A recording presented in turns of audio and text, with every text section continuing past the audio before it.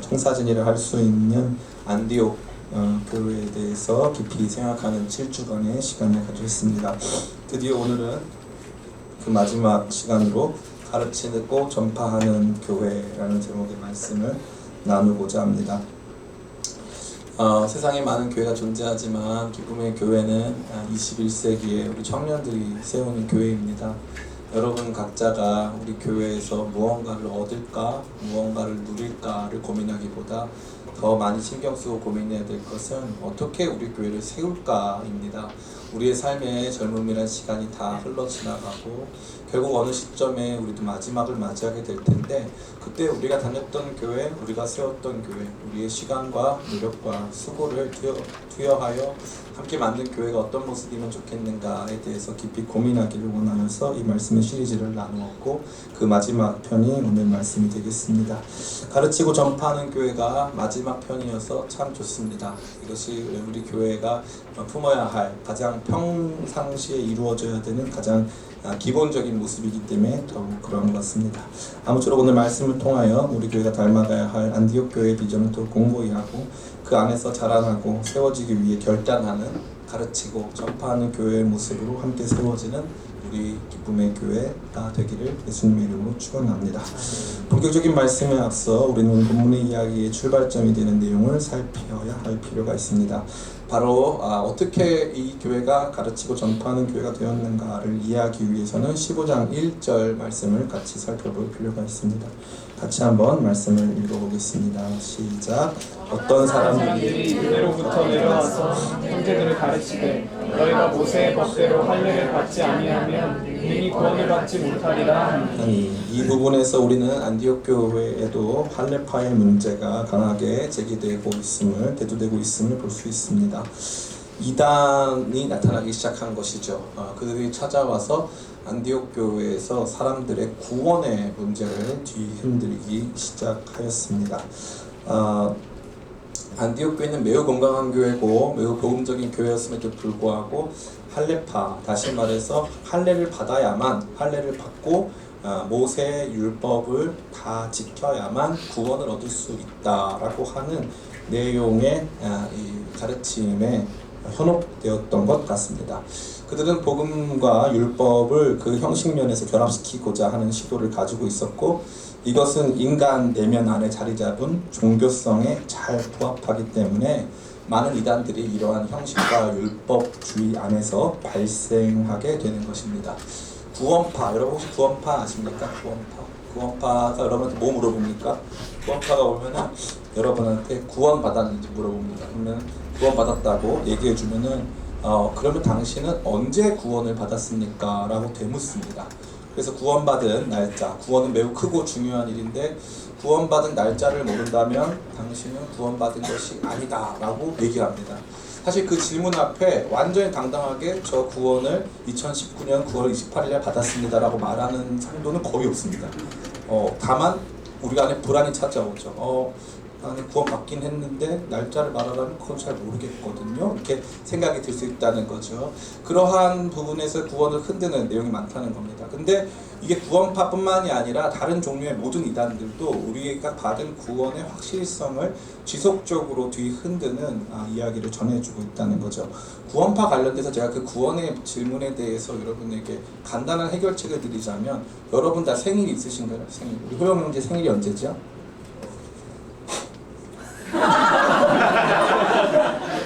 타이밍을 잘 맞았어야 되는데 생일을 말하기 내가 하려고 했거든요. 3월 14일 빨리빨리 말해주세요. 3월 14일 화이트데이네요 심지어. 네. 3월 14일. 그럼 궁금한 건 생일날 나오면서 내 생일이 언제인지 알았어요? 모르죠. 네. 태어나면서 달력 보고 태어난 사람 있습니까? 없습니까? 그 똑같은 이치죠. 왜냐하면은 구원받은 날짜를 알아야 된다는 건 마치 태어나면서 달력 보고 태어난다는 뜻이거든요. 구원은 그렇게 임하지 않습니다. 요한복음에 보면은 바람이 여기서부터 와서 저기로 가듯이 성령으로 난 사람도 다 그러하다고 말해주고 있습니다. 구원의 확실성을 담보하기 위해 구원의 날짜를 알아야 할 필요는 어디에도 없고, 성경 그 어디에도 구원에 관한 날짜를 제기하는 측면은 하나도 없습니다. 그렇기 때문에 성경을 제대로 알기만 하면 전혀 문제가 되지 않을 것인데, 우리가 자꾸 구원의 문제를 나의 행위, 내가 무언가를 어떻게 하는가에 결부시키기 때문에 지속적으로 구원에 대한 질문이 제기될 때는 쉽사리 대답하기 어려운, 겸손이 아니라 사실 잘 몰라서 그런 모습이 발생한다는 것입니다. 이러한 내용은 오늘날의 교회에도 시사하는 바가 매우 큽니다. 교회 안에서 이단의 문제는 이미 역사적으로 많은 이단들이 존재해 왔음에도 불구하고 지금도 있을까요, 없을까요? 네, 지금도 교회 안에 이단의 문제가 여전히 있습니다. 잘못된 신학적 가르침과 실천에 대한 강조들이 지속적으로 교회의 건전한 신앙과 신학에 도전이 되어 왔다고 할 수 있는 것이죠. 우리 기쁨의 교회도 그 부분에 대해서 완전히 자유로울 수는 없습니다. 많은 교회들이 건강하다고 생각했고 스스로 문제가 없다고 생각했는데, 가만히 돌아보니까 조금이라도 이 신학적인 도전, 또 이단의 도전이 찾아올 때 금방 쉽사리 무너지고 하였기 때문에 그런 것입니다. 우리 교회에도 신천지가 있을까요? 그 사람한테 한번 물어봐 보겠습니다. 사몽기로 오셨나요? 그리고 너무 진지하게 질문하시는 분들이 너무 감별하시려고 하시는 분들이 계신데, 그 정도까지는 아니고, 우리 교회에는 아직까지는 안 오신 것 같아요. 오셨으면 저한테 또 따로 말씀해 주셨으면 좋겠습니다.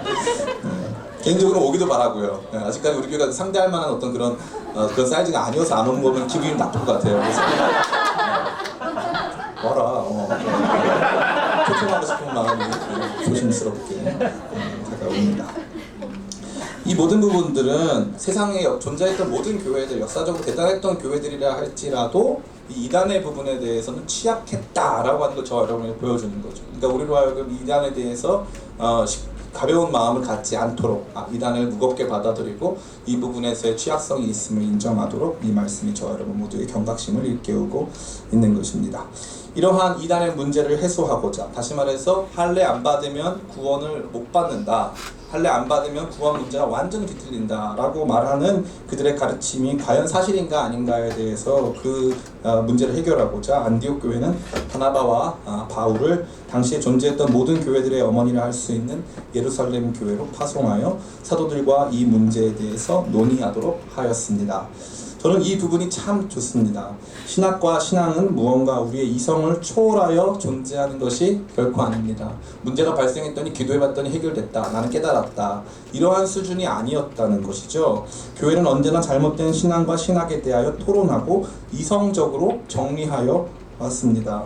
그것을 이른바 신조, creed나 아니면은 고백, confession이라고 합니다. 이러한 신조나 고백의 내용이 그 앞선 상황의 모든 신학적 논쟁들을 해소하고 바른 신앙에 대한 기준을 제시하는 것입니다. 그래서 그러한 신조와 고백의 역사 속에 오늘 우리의 신앙이 존재한다는 거죠. 많은 사람들이 이것을 잘 알지 못하는 거예요. 그냥 내 마음이 뜨겁고 믿어지고 알겠고 감동이 되고 이러면 예수님 잘 믿어요, 이런 게 아니라, 우리가 믿는 신앙은 역사를 통해서 검증되어 왔고 정리되어 왔고 무엇이 믿는 것인가에 대하여서 지속적으로 정리되어 왔다는 것입니다. 그것들을 아는 게 매우 매우 중요하다는 거죠. 그리고 교회의 역사, 교회의 진행 방향은 언제든지 그것과 함께 해왔다는 것입니다. 저는 청년 시기 때 이러한 내용을 거의 들어본 적이 없었습니다. 안타깝게도. 제가 청년 시기를 보내는 대부분의 기간 동안 언제나 교회에서 들었던 말은 열심히 공부하고 사회에서 크리스찬으로 열심히 살아라. 근데 크리스찬으로 열심히 살아라 라고 얘기는 들었는데 그게 성경과 무슨 상관이 있는지는 전혀 몰랐어요. 성경에 있는 내용 중에 우리 가운데 우리에게 극히 우리의 이야기와 유사한 측면은 도움받는 것이 있었지만 다른 대부분의 성경 이야기가 무엇을 말하는지 내 삶과는 큰 차이가 있다고 생각하며 살았습니다. 그런데 성경 혹은 교회의 역사는 전혀 그런 것이 아니었고, 우리가 믿는 바가 무엇인지를 매우 이성적으로 정확하게 정리해주고 있었습니다. 이것이 교회의 참다운 모습입니다. 계시는 종결되고, 여러분 계시는 종결됐으면 혹시 이 중에 계시 받고 있다, 나 요즘에 하나님이 계속 텔레파시 주신다, 계속 나 사인을 나한테 주셨다, 갑자기 길을 걷는데 하나님 나한테 특별한 사인을 주셨다, 좀 그런 분들은 많은 기도가 필요하고 특별히 저와 상담이 필요한 것 같습니다. 계시는 종결되었습니다. 성경 계시라고 하는 건 참 독특한데요. 이 성경 계시는 객관적입니다. 객관적이라는 건 뭐냐면 나도 볼 수 있고 너도 볼 수 있다는 거죠. 성경 계시는 여러분 모두가 똑같이 열려 있습니다. 이 계시를 어떻게 이해하는가가 굉장히 중요한 문제고, 신학은 바로 이 성경을 이해하는 학문입니다. 신학을 단순히 성경과 배제된 그냥 우리가 상상 가능한 하나님을 이해하는 것을 생각하면 착각입니다. 신학은 계시된 내용을 이해하는 것이 신학이고, 그것을 수천 년간 우리가 해왔다는 것입니다. 그러기 위해서 교회는 지속적으로 교회 안의 문제들을 계시된 성경 말씀 속에서 해결하려는 노력들을 다하여 하며, 이러한 부분을 위해 우리가 서로 대화하고 그것들을 정리해 나가는 과정들이 필요하다는 것입니다. 어찌되었든지 안디옥 교회는 이 할레파 문제, 구원을 뒤흔드는 이단의 문제를 해결하기 위하여서 예루살렘에 찾아갔고, 예루살렘에서는 공의회가 개최되고 건전한 토론과 신학적 고찰들을 통해서 이 문제를 해결하게 된 것입니다. 이 같은 상황 속에서 우리는 안디옥 교회가 보여준 모습을, 궁극적으로 정리된 모습을 볼 수 있는데, 그게 바로 오늘 저와 여러분이 읽은 가르치고 전파하는 교회, 이 내용을 정리했음을 우리는 볼 수 있습니다. 우선적으로 우리가 보기 원하는 것은 바로 가르치는 교회의 모습이었습니다. 안디옥 교회뿐만 아니라 예루살렘 교회도 초창기부터 가르침과 배움을 교회의 매우 중요한 활동으로 여기며 그렇게 해왔습니다. 사도행전 5장 42절입니다. 같이 한번 읽어보겠습니다. 사도행전 5장 42절 같이 읽겠습니다. 시작. 그들이 날마다 성전에 있든지 집에 있든지 예수는 그리스도라고 가르치기와 전도하기를 그치지 아니하니라. 아멘. 예수는 그리스도라 가르치기와 전도하기를 그치지 않았다고 되어 있습니다. 그러니까 이 가르침은 교회의 초창기부터 지속되어 왔습니다. 한국 사회에서도 이 기독교 복음 선교가 시작되면서 가졌던 선교사의 이미지는 대부분의 학자나 선생님의 이미지가 매우 강했습니다. 말씀을 가르치고 세상을 이해할 수 있는 여러 가지 다른 일반 은총적 학문을 가르치는 데 있어서 목회자나 선교사님들이 큰 역할을 감당했기 때문에 그러한 것입니다. 이 가르침의 일들은 교회 안에서 매우 중요한 역할들을 해왔습니다. 특별히 저는 수영을 할 줄 압니다. 놀랍죠? 물에도 뜨고 수영도 할 줄 압니다. 대단합니다. 저는 수영을 하는데, 저희 때 이제 일제시대 때 서울 안에 일제시대 때 지은 학교들의 특징이 뭐냐면은, 그때 일본 학교였을 때는 다 학교마다 수영장이 있었어요. 그래가지고 생존 수영을 배우고 하니까 다 수영장이 있었기 때문에, 일제시대 때 여기 용산구 안에는, 특별히 여기 용산구 여기 후암동이 일본 사람들이 살던 곳이거든요. 그래서 여기에 있는 학교들은 다 이 수영장이 있었어요. 저희 학교도 여기 삼각지에 있는 용산 초등학교 나왔는데, TMI죠. 거기 다녔는데, 거기 수영을 이제 필수로 배웁니다. 필수로. 그래서 방학 되면은 이제 며칠씩 반드시 수영장에 와서 수영을 해야 되는 그런 의무사항이 있었습니다. 그래서 어릴 때부터 수영 굉장히 잘했고, 또 놀러다니는 걸 좋아해가지고 중학교 때부터 친구들과 함께 캠핑을 다니며 청평 등지에서 이렇게 수영을 즐겼습니다. 그 북한강에서 수영하면서 장난치고 막 할 때 이제 가위바위보에서 진 사람 저기 찍고 오기 막 하면은 강을 거슬러서 막 수영을 치다가 죽을 뻔하고 이런 추억들이 되게 있죠. 그래서 수영은 좀 자신이 있었어요. 자신이 있는데 나중에 시간이 가는데 수영을 더 잘할까요? 이제 못하게 될까요? 저에 대한 이미지가 그런 거예요. 수영을 더 못하게 되더라고요. 왜 그럴까요? 하던 거가 한계에 부딪히면 중요한 특징이 있어요. 안 배워서 그래요. 안 배워서. 안 배우면 반드시 한계에 부딪혀요. 그러니까 배움을 통해서 확장하지 않으면, 내가 가지고 있는 지식과 경험의 영역을 확장하지 않으면 예전에 배웠던 업데이트 되지 않은 지식이나 경험들이 그대로 머물러 있는 거죠. 그리고 교회 안에도 날마다 배우기를 힘쓰는 성도가 많을까요? 아니면은 저처럼 예전에는 내가 다 그때 의무사항으로 다 우리 신학도 배우고 의무사항으로 성경 공부 많이 했기 때문에 그때 가진 지식으로 대충 물놀이 하고 있을까요? 예, 두 번째 부류의 사람들이 훨씬 많습니다. 훨씬 많아요. 그러니까 더 이상 말씀을 배우고 신학을 배우려고 하는 태도를 가지고 있는 사람들이 현저히 적기 때문에, 그들 안에서 이 복음의 역사는 역동적으로 굉장히 액티브하게 일어나지 못하고, 그냥 나는 좀 알고는 있는데 그걸 표현을 못하는 상태에 머물러 있다는 것입니다. 이게 굉장히 자존심 상하는 문제니까 또 말도 안 해요. 자기가 얼마큼 모르는지에 대해서 말도 안 합니다. 그냥 나 다 알아 하면서 넘어가는 거죠. 배우기를 멈춘다는 것입니다. 이 안디옥 교회의 모습은 교회 안에서 이단의 문제가 닥쳐왔을 때 그 문제를 종결된 계시 혹은 그 당시 아직까지 계시가 점진적으로 이루어지고 있었기 때문에 충분히 이루어지고 있는 복음 계시의 내용들을 근거로 그 교회가 더 이상 모세 율법과는 상관없다는 것을 증명해냈고 그것을 정리해서 신학화하였습니다. 그 내용을 성도들이 배웠다는 거죠. 근데 오늘날 그 내용을 우리가 배웁니까 안 배웁니까? 거의 안 배웁니다. 거의 안 배우는데 신앙생활 하려고 하는 거죠. 안 배우는데 신앙생활 하니까 문제가 뭡니까? 처음에 안 배우는데 신앙생활 할 수 있는 이 수위가 있어요. 물의 높이가 있죠. 어디까지입니까? 물장구 칠 때는 안 배워도 상관없어요. 물장구 칠 때는 옆 친구 얼굴에 물뿌리 이런 것만 해도 재밌으니까. 근데 조금씩 물이 차오르고 이 내 키를 넘어서는 물이 차기 시작하면 그때부터 수영할 줄 모르면 큰일 나는 겁니다. 이단의 문제, 복음의 문제, 진리의 문제가 나한테 찾아왔는데 내가 감당할 수 없을 만큼 큰 문제가 내게 찾아오고 나뿐만 아니라 내 주변의 사람들이 그 문제에 휩쓸리기 시작할 때 난 배워본 적이 없으니까 그 문제를 어떻게 해석해야 될지를 모르는 거죠. 그런데 그 모든 책임을 다 뭐로 돌려요? 교회의 문제다. 담임 목사님의 문제다. 그것까지 배우는 것은 오바다. 그런 사람들이 너무나 많다는 거죠. 저도 그런 사람이었어요. 저는 대학교를 29살에 들어갔습니다. 대학교 신학교에 29살에 들어갈 때 제가 신학교 들어가기 전에 설교를 잘했을까요? 신학교 들어가서 설교를 잘했을까요? 저는 지금도 제가 바꾸고 싶은 제 황금의 혀가 있다면 신학교 들어가기 전에 저의 설교의 그 열정 진짜 대단했습니다. 진짜 눈물 없이는 들을 수 없는 그땐 진짜 뜨거웠어요. 그때는 진짜 완전히 이 불타오르는 진리 느낌 오죠? 막 그런 거였어요. 근데 신학교 가니까 이렇게 말하면 내가 이단이 될 수 있겠다. 저렇게 말하면 내가 진리를 왜곡할 수가 있겠다. 그래서 제한사항이 너무 많아요. 너무 많습니다. 근데 이게 제 안에서 딱 정형화되고 체득화되면은 그 다음부터는 문제가 없는데 그 전에는 아무것도 몰랐어요. 정말 아무것도 몰랐어요. 내가 잘한다고 생각했어요. 근데 가보니까 확실히 달라요.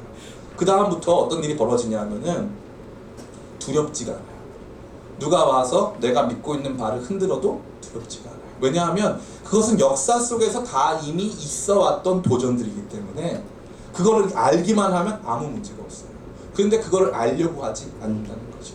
안디옥 교회가 가르쳤다는 건 배우는 사람이 있어야 가르치는 거 아닙니까? 선생님들이 100명인데 학생이 없어. 그러면 누가 배웁니까? 누가 가르칠 수 있습니까? 그렇지 않다는 거죠. 여기 보면 뭐라고 돼 있죠? 우리 35절 말씀 다시 한번 읽어보겠습니다. 시작.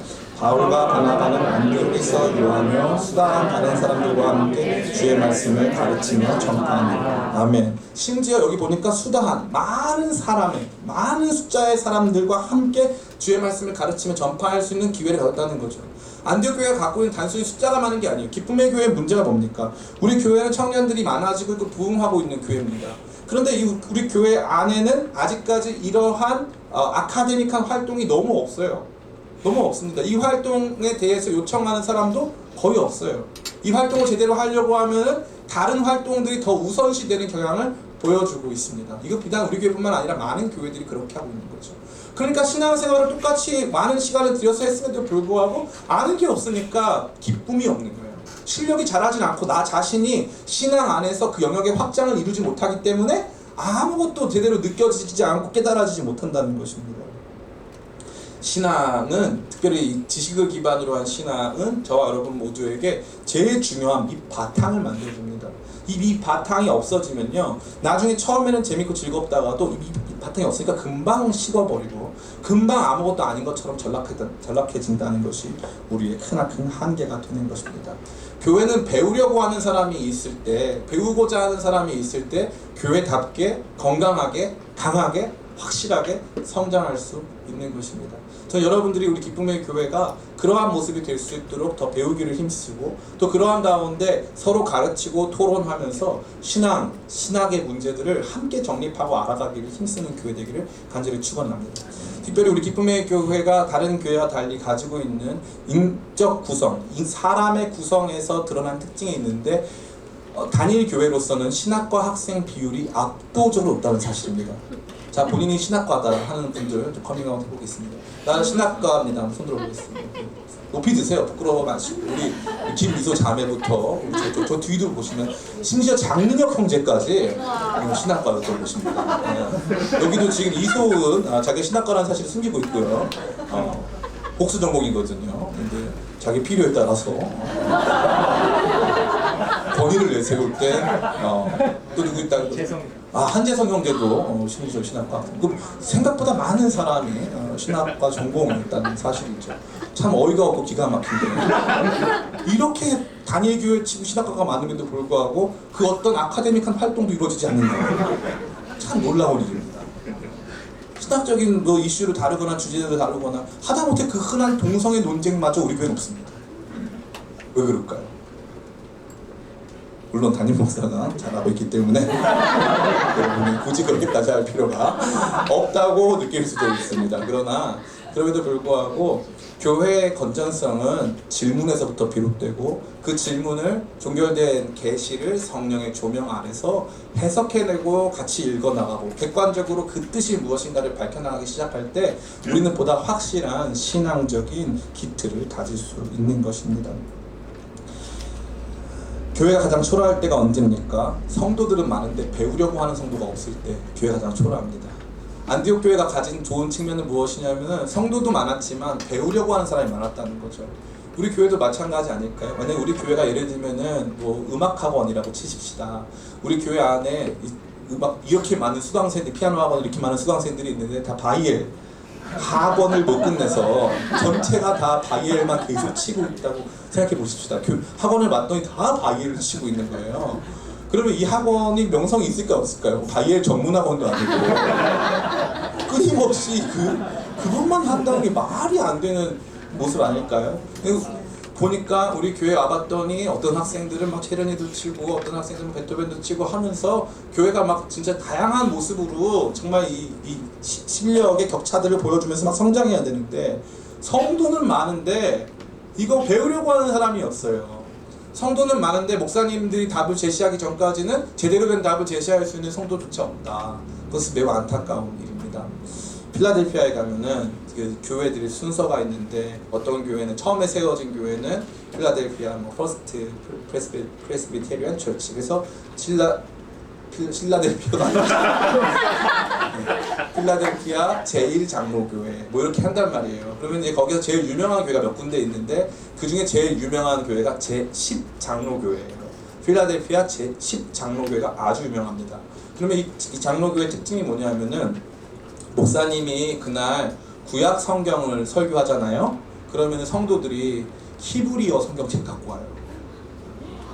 이해가 되십니까? 목사님이 그날 구약 성경을 설교한다 그러면은 성도들이 히브리어 성경책을 준비하거나 뒤에 있는 히브리어 텍스트를 가지고 와서 보면서 같이 말씀 듣는다는 거죠. 근데 우리는 그런 열정이 너무나 없어요. 그러다 보니 어떻게 돼요? 지식의 권위자라고 일컬어질 수 있는 담임 목사가 특별히 신앙 지식의 담임 목사가 전권을 행사해도 그게 무슨 뜻인지 아무도 모르는 거예요. 그래서 담임 목사 중심 교회가 되는 거예요. 담임 목사 다 끄고 가는 거예요. 저 목사님 없으면은 아무도 말씀을 나눌 수가 없는 상태가 되는 거죠. 지극히 안타까운 교회의 모습입니다. 교회가 이렇게 커지고 사람들이 많아지는데 신앙적 지식은 바닥을 친다. 부끄러운 일이 되는 것입니다. 두 번째로 우리는 안디옥 교회가 가르칠 뿐만 아니라 전파하는 교회임을 본문을 통해서 볼 수 있습니다. 이 전파가 무슨 뜻일까요? 다시 한번 35절 같이 한번 읽어보겠습니다. 말씀이 짧습니다. 우리 같이 한번 읽어보겠습니다. 시작. 바울과 바나바는 안디옥에서 유하며 수다한 다른 사람들과 함께 주의 말씀을 가르치며 전파하니라. 아멘. 여기서 나타나는 전파, 헬라어에서 주로 선포, 뭐 이런 말은 케리그마라고 하거든요. 케리소라고 하는데 여기는 그게 아니라 유앙겔리조라 그래가지고 복음을 전하다라는 뜻이에요. 유앙겔리조. 아예 복음을 전하다라고 되어 있는 거죠. 그러니까 여기서 말했을 때 앞에 가르치고 괄호에 복음을 전파하다 이렇게 되어 있는 거죠. 이 교회는 복음을 전파하고 있던 거예요. 전파하는 내용이 정해져 있어요. 그냥 단순히 교회 나오세요 이게 아니라 복음을 전파하고 있었음을 우리 모두가 볼 수 있는 것입니다. 우리 교회가 많이 닮아가고 싶은 교회 중 하나는 뉴욕 맨하탄에 위치한 리디머 장로교회입니다. 이 교회 담임 목사였던 팀 켈러 목사님은 아무도 교회가 성공하지 않을 거라고 생각했던 뉴욕 맨하탄에다 교회를 개척해요. 그 당시에 뉴욕 맨하탄에는 이 엄청난 금융인들, 성공한 금융인들이 살고 있었거든요. 그래서 그 사람들은 다 대부분 비신자들이었고 굉장히 문란한, 돈이 많은 분들 어떻게 되면 굉장히 문란한 마약, 매춘 이런 일들에 굉장히 문란한 삶을 살고 있었기 때문에 복음에 대한 관심이 전혀 없었습니다. 근데 이 목사님이 교회를 개척한 다음에 예배 시간 마치고, 우리로 치자면 담임 목사와의 대화 시간 그런 거 있죠. 예배 시간 마치고 매일 오후에 같이 차를 마시면서 5시부터 같이 이 복음적 대화를 나누기 시작했어요. 그 핵심이 뭐냐? 무조건 복음이에요. 복음. 왜 예수 그리스도인가? 왜 이 복음이 우리한테 필요한가? 이 얘기만 계속한 거죠. 이 얘기만 계속을 했는데 갑자기 교회가 부흥하기 시작하고 거기에 있는 지성인들, 엘리트들이 대부분 막 회심하기 시작하면서 교회가 엄청난 영향을 발하기 시작했습니다. 이제는 이 교회는 단순히 미국에서 뉴욕, 맨하탄 거기만 영향을 끼치는 교회가 아니라 전 세계에서 가장 큰 영향을 발하는 교회가 됐어요. 물론 많은 사람들이 이 교회의 이러한 성장이 팀 켈러 목사님 한 사람의 엄청나고 탁월한 지적인 수준과 능력이 있다고 보는 사람도 많이 있지만, 제가 믿는 바는 복음을 제대로 전하면 그때부터 사람들은 이 복음의 안경으로 세상을 보기 시작하는데, 그 복음의 안경으로 세상을 보기 시작하면 세상이 그렇게 깨끗하고 확실하게 보일 수가 없습니다. 복음에는 능력이 있어요. 그러니까 이 복음을 전하기 시작했더니 사람들의 변화가 일어난 것입니다. 기쁨의 교회가 여러분들이 설교를 많이 소비하는데 주일에 3편의 다른 본문을 가지고 설교하는 게 보통 어려운 일이 아닙니다. 이러한 설교를 감당하는 과정에서 우리 교회가 3편 중에 진짜 복음적 설교만을 다룰 수 있는 시간이 있을까? 없습니다. 아마 한 달에 제가 하는 수십 편의 설교 중에 진짜 복음의 목적 내용만을 다루고 있는 설교를 꼽아보자면 성경적일 수는 있지만 그 내용이 온전히 복음적으로 여러분 모두가 그 내용 안에서 복음의 진리의 빛을 발견하는 것은 쉽지가 않아요. 근데 이 리디머 교회는 그러한 일들을 끊임없이 감당해왔고, 그것으로 말미암아 무장된 많은 성도들을 일으켜 세웠다는 것입니다. 그래서 지금도 그 내용들이 엄청나게 많은 책들로 나타나고 있고, 많은 교회, 전 세계에 속한 많은 교회들이 그 교회의 영향을 받고 있다는 것이죠. 우리 기쁨의 교회도 그러한 복음적인 열망과 소원을 가지고 여기 세워졌는데 목회적으로는 쉽지가 않더라고요. 여러분들 한 주간 사회에서, 또 직장에서, 학교에서 살아가다가 여기 왔는데 예수님 십자가 얘기하고 왜 예수님이가 구약 성경을 어떻게 성취했는가 말하면은 처음에는 막 할렐루야 하면 막 듣다가 나중에는 그 꿈으로 들어가죠. 그래서 주님을 진짜 만나고 막 이런 상황이 되는 거예요. 막 그러다 보니까 다들 제가 여러분에게 훌륭한 취침 시간을 제공해 줄 수는 있지만 정말 진리의 빛을 제공하기 위해서는 사실은 차분하게 앉아서 같이 말씀을 깊이 연구할 수 있는 시간이 존재해야 된다는 것입니다. 그게 없이는 우리 기쁨의 교회가 온전한 교회라고 말할 수가 없어요. 활동도 많고 사람도 많고 즐겁고 재미있고 막 우리 안에서 사랑이 넘치는데 복음은 없다. 우리 안에서 사랑은 넘치는데 말씀을 배우려 하지 않는다. 우리 안에서 여러 활동들이 엄청나게 좋은데 말씀을 배우지 않는다. 그러니까 그 뭐예요? 그거는 사실 교회다운 교회가 아닌 것이죠. 사실 교회다운 교회가 아닌 게 아니라 교회가 아닌 거죠. 교회가 아닌 거예요. 가르침이라고 하는 가장 중요한 가치, 복음 전파, 복음을 날마다 우리 가운데서 끊임없이 되뇌이고 그 복음의 내용이 우리 가운데 충만해지는 이 과정 없이는 엄밀히 말해서 참다운 교회의 모습이라고 볼 수가 없다는 것입니다. 저는 그래서 오늘 이것이 우리가 안디옥 교회에 닮아야 할 마지막 내용이라는 점이 참 감사하고 너무 귀중하다고 생각이 듭니다. 이제 말씀을 마칩니다. 교회는 언제나 진리의 도전 가운데 놓여져 있습니다. 교회는 그러한 도전을 단순한 강압, 다시 말해서 그냥 믿으세요, 맹목적인 순종으로 이겨내지 않았습니다. 그냥 믿으세요, 그냥 대충 막 믿으세요, 열심히 하세요, 더더욱이 기도하세요, 랄랄라 더 빨리 해보세요, 이렇게 하지 않았다는 거죠. 그 참다운 교회의 모습이 아니에요. 여러분 진짜 교회는 그렇게 유치한 공동체가 아닙니다. 정말 저는 여러분들이 책을 좀 많이 읽으시고 진짜 교회가 어떻게 걸어왔는가에 대해서 정말 역사적으로 조망하는 시각을 갖게 되길 간절히 축복합니다. 그거 한번 하기 시작하면 그때부터는 우리 주님의 핏값으로 세우신 이 교회가 얼마나 아름답고 위대한가를 발견합니다. 그걸 한번 발견하기 시작하면은 그때부터는 흔들림이 없어요. 그리고 내가 속한 이 교회 안에서 내가 믿고 있는 이 복음의 진리가 너무 확실하고 너무 대단하기 때문에 이 진리의 빛을 전하지 않고는 견딜 수 없는 강한 확신을 가질 수 있는 것입니다. 교회는 언제나 종결된 계시의 말씀을 성령의 조명 아래서 이성으로 정리하여 분명한 진리의 기준을 확보하고자 노력했습니다. 그 노력들이 저와 여러분 앞에 얼마든지 존재할 수 있습니다. 얼마든지. 저 영국의 웨스트민스터 이 소요리 문답부터 뭐 독일의 하이델베르크 문답, 다양한 우리 가운데 있는 카테키즘, 다시 말해 소요리 문답서, 성경은 무엇이고 복음은 무엇이고 하나님은 누구신가 하는 문답서 뿐만 아니라 각종 신조들, 각종 고백들, 그것들이 저와 여러분 가운데 그대로 있습니다. 눈만 열면 인터넷만 치면 바로 나와요. 그 존재합니다. 근데 왜 그거는 보려 하지 않느냐 이거죠. 왜 그건 보려 하지 않느냐. 제가 요즘에 읽는 책 중에 이제 필립 샤프라고 하는 사람이 쓴, 벌써 그분이 150년 전에 쓴 교회사 책이거든요. 정말 역작 중에 역작입니다. 그 책을 읽어보면은 하나님께서 세상의 역사를 어떻게 만들어 가셨고 교회가 어떻게 반응했는가를 너무나도 탁월하게 볼 수가 있다는 것이죠. 그러나 우리는 이런 일들을 많이 하려 하지는 않습니다. 여기 등장하는 가르침과 복음 전파는 하나의 세트입니다. 하나의 세트. 그래서 가르침이 복음 전파를 강화하고 복음 전파는 지속적인 가르침을 요청합니다. 마치 이 복음 전파라고 하는 이 거대한 이 뭐라고 우리로 치면 거대한 차량을 이 가르침이라고 하는 내용이 끊임없이 움직일 수 있는 원동력을 제시해 주는 것이죠. 다시 말해서 가르침은 복음 전파의 엔진이라는 사실입니다. 이 두 가지는 뗄래야 뗄 수가 없어요. 그러면 우리 기쁨의 교회가 지금 제대로 된 복음 전파를 하고 있습니까? 제대로 못 하고 있습니다. 우리 교회가 아마 전 세계 교회들은 딱 이렇게 있으면 우리 교회 위에 이제 뭐 저 합정동에 있는 예수 패밀리 교회, 뭐 저 그 안양 인덕원에 위치한 뭐 오픈 처치, 뭐 이런 교회들이 상위권에 랭크되어 있는 교회들이 있거든요. 그 상위권에 랭크되어 있는 이 교회들에 비해서 우리 교회는 아마 저 밑에 있을 거예요. 저 밑에. 기쁨의 교회가 그런 노력을 안 했습니까? 했습니다. 화요 아카데미를 개최했죠. 화요 아카데미를 벌써 몇 회, 한 5회인가 4회를 했어요. 5회인가 4회. 뭐 예배 때 막 100명씩 나와도 화요 아카데미는 처음에 12명으로 시작합니다. 막 무슨 일이 있어서 저는 이 아카데미를 수료하겠다는 열정을 가지고 시작했다가 나중에는 7명, 뭐 나중에는 뭐 그렇게 끝났어요. 더 이상 하지 않습니다. 저는 아무도 원하지 않기 때문에. 그러고 나니까 복음에 대한 확신이 우리 내면 안에서 자리 잡지 못합니다.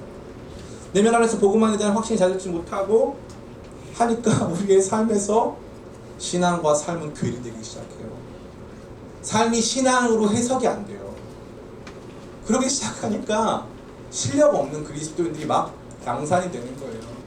그래서 목사님들, 제가 좀 조심스러운 이 편집 부탁드리고요. 오프 더 레코드 설교를 하자면, 여러분이 듣는 설교 중에 한 10편이 있다면 10편 중에 3, 4편은 여러분의 영혼을 갉아먹어요. 들어서는 안 되는 내용의 설교들이 너무 많아요.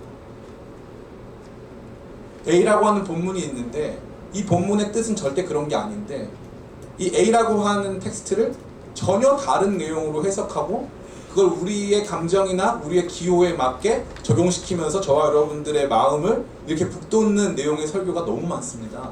그걸 주로 어떻게 돌아다녀요? 그거는 40분짜리 설교 돌아다니는 경우가 없어요. 3분짜리로 잘라서 뭐 주보 없는 교회 뭐 이런 식으로 해가지고 뭐 아이언맨 뭐 그거 해가지고 이렇게 잘라가지고 막 가슴이 막 뛰고 막 이러면은 아 설교 좋다, 이 목사님 최고다. 그렇게 설교를 소비하기 시작하니까 지적 능력이 현저히 떨어지기 시작하고 그렇게 훈련이 안 되기 시작하니까 말씀에 깊이 있는 이해를 할 수가 없어요. 그러면 실력이 하나도 안 자라요. 하나도 안 자라요. 하다못해 운동을 할 때도 기본이 있는 것이고 필요한 자세들을 갖춰야 되는 필요한 지식들이 있단 말이죠. 근데 그런 필요한 지식, 교회 나올 때는 가만히 봤더니 뇌를 놓고 나오더라고요. 집에다가 뇌를 놓고 와, 이렇게. 학교에. 사실 또 한편으로는 그래, 학교에서 많이 썼으니까. 학교에서도 많이 썼을까요? 근데 어쨌건 그거를 뇌를 놓고 교회 가서는 이러고 그냥 하고 가는 거예요. 그냥 우리 교회 특별히. 그죠? 우리 교회. 문자 많아요. 뇌 좀 갖고 오세요. 뇌를 좀 챙겨서 같이 왔다가 이 말씀을 같이 좀 보고 이해하면서 뇌를 통해서 말씀이 가슴으로 들어가고 이 가슴에 들어간 말씀이 손과 발로 향하여서 우리를 움직이게 하는 위대한 경험을 가져야 되지 않겠습니까? 사랑하는 우리 기쁨의 교회 성도 여러분, 기쁨의 교회를 완성하는 마지막 파트는 바로 가르침과 전파입니다. 가르침과 전파가 분리된 게 아니에요. 이 교회는 가르침은 잘하는데 전파 못한다? 그렇지 않습니다. 제대로 된 가르침이 있으면 반드시 그 복음적 내용을 전파하고 증거하는 일들이 수반될 수밖에 없다는 것이죠. 엔진이고 엔진에 연료가 들어가기 시작하면 움직일 수밖에 없다는 것입니다. 제대로 된 가르침을 가능하게 만드는 요소는 무엇입니까? 그것은 바로 또 복음 전파입니다. 복음 전파라고 하는 방향성이 그 엔진을 또한 움직이게 만드는 것이죠. 사랑하는 기쁨의 교회 청년 성도 여러분, 우리가 꿈꿔야 될 교회가 바로 여기 있습니다. 저는 우리 기쁨의 교회가요, 나중에 되면은 이 주일날 오면은 저녁에는 막 말씀도 배우고 오전에도 막 말씀 배우고 하는 클래스들이 굉장히 많아졌으면 굉장히 좋겠습니다. 제가 이제 예전 얘기 너무 많이 해서 꼰대 같아서 죄송하지만 라떼는 말이에요. 아주 유명한 목사님들이 계세요. 특별히 길 건너편에 영락교회라고 하는 교회에 예전에 진짜 유명한 목사님들이 많이 계셨거든요. 그러면은 그 목사님들이 성경 클래스를 개설을 해요. 성경 클래스를 개설을 하면은 뭐 유명한 목사님들, 뭐 이재철 목사님이라도 막 김동호 목사님 이런 분들이 다 그 교회 출신이거든요. 개설을 하면요, 사람들이 이 강의실에 들어올 수가 없어서 창문으로 그 강의를 수강한 다음에 그것조차도 불가능하면 테이프가 돌아다녀요. 테이프가 그걸 녹음한 그 녹음 테이프가 돌아다닐 정도로. 근데 오늘날 만약에 우리 교회에서 그거 하면은 첫 번째 창문으로 볼 필요 전혀 없죠. 네. 그냥 우리끼리 만나면 되잖아요, 그렇죠? 그리고 아무도 뭐 수강하지도 않을 뿐더러 관심도 없을 거예요. 너무 아프죠. 너무 안타깝죠. 우리가 막 외적으로 추구하는 막 가치는 매우 높고 만들고 싶은 막 교회의 모습은 너무 막 대단히 막 너무 아름다운데 실제적으로 우리가 투여하는 수고, 우리가 바라보고 있는 측면은 사실 가르침과 복음 전파의 내용은 없단 말이죠. 그러니까 교회가 중심이 없는 거예요. 중심이 없으니까 말씀이 좋다는데 뭐가 좋다는지도 모르겠고 뭐 어떻게 해야 이 신앙생활을 잘하는 것인지도 모르겠는, 성경 말씀 백날 읽어도 하얀 건 종이고 까만 건 글씨, 그리고 성경 말씀 주로 언제 읽어요? 잠 안 올 때. 그게 우리한테는 나중에는 아, 신앙은 다 그런 건가 보다 그러고 마는 거죠. 저도 똑같았어요. 근데 29살에 대학 들어오고 나서 진짜 말씀을 제대로 읽어나가기 시작하고 제대로 공부하기 시작하면서 완전히 삶의 지평, 신앙의 지평이 많이 달라졌습니다. 저는 여러분들이 저를 능가하는 청출어람, 저를 능가하는 하나님의 사람들이 되어서 하나님 말씀 제대로 이해하게 되길 축복합니다. 기쁨의 교회 출신들은 최소한 성경 말씀 하나는 제대로 한다. 쟤네들은 진짜 멋있는 애들이다. 쟤네 열심히 배워서 하나님 말씀 제대로 이해하고 그거를 이 시대에 바르게 적용할 수 있는 너무 귀한 통찰을 가진 친구들이다 하는 이 거룩한 우리 시대에 우리를 향한 거룩한 칭송, 또 우리 안에서 역사하시는 하나님을 향한 거룩한 찬양이 우리를 통하여서 넘쳐나기를 예수님의 이름으로 축원합니다. 우리 잠시 같이